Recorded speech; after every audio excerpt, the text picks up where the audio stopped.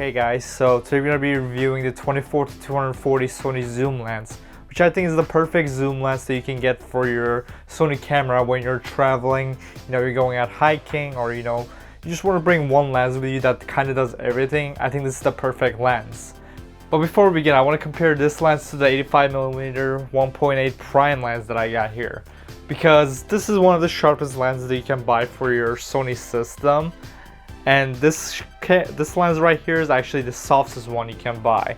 So I want to compare these two because people have been complaining about how this lens is not sharp enough, and I think there is some truth to it, but let's just check it out on the computer right now.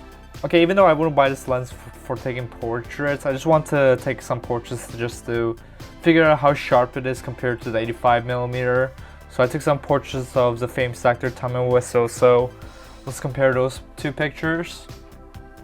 Okay, so on the left we got the 85mm 1.8, and they're both being shot at 5.6 aperture, so that they both around the same. And this one I shot at 82, it says 85 just because I'm stupid, but as you can see, when you're like zoomed all the way out, when you're just looking at the picture, there's pretty much no difference.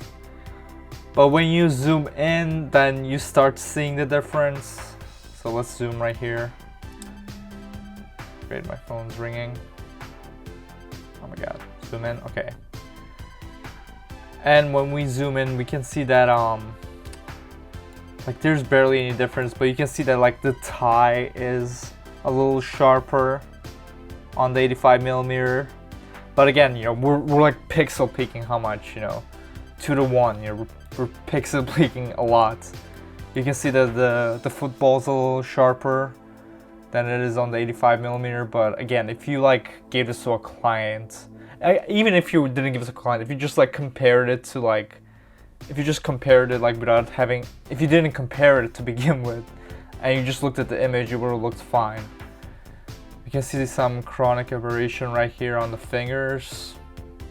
You can kind of see it in the other finger too also, but it's a little, you can see a little bit more on here. This part is way more focused. I think I just missed the focus on the 80 at the zoom lens, because this is way more clear.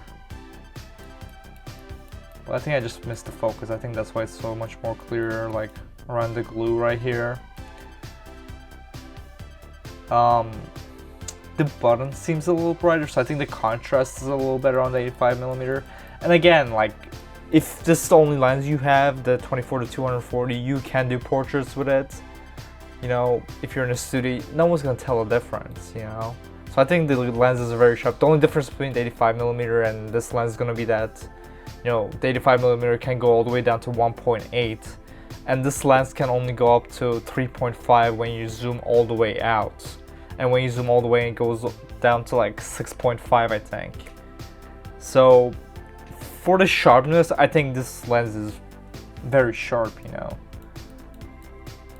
Yeah, I don't like, it's not sharp, it's not the sharpest lens, but it's sharp enough. It's not like you're gonna get this lens and you're gonna be like, oh, all my pictures suck now.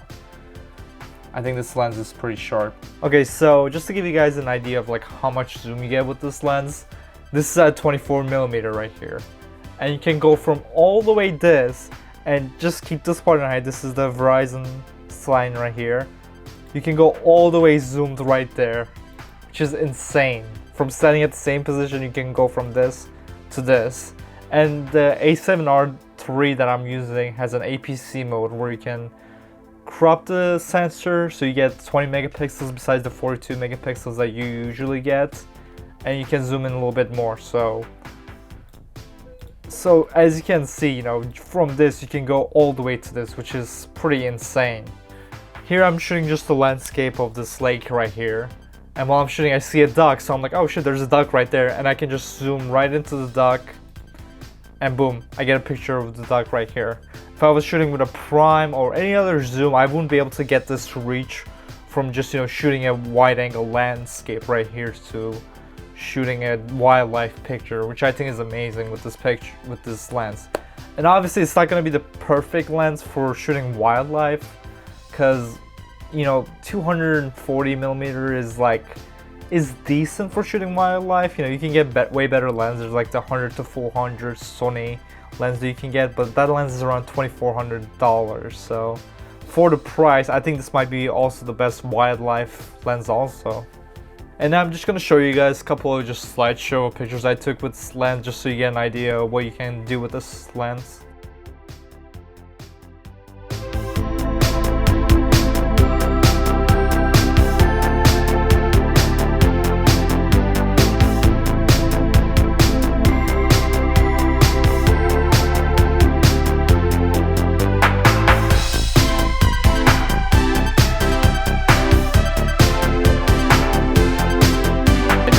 Even though I'm ending the video right here, I just want to test out the image stabilization on this lens, because the body has an image stabilization already, which is the A7R3, but the lens also has the OSS, which is the optical stabilization, so I want to see how that works out with the camera.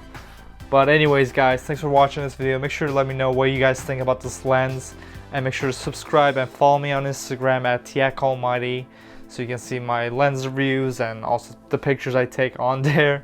So anyways guys, thanks for watching, and I'll see you guys in the next video. Goodbye.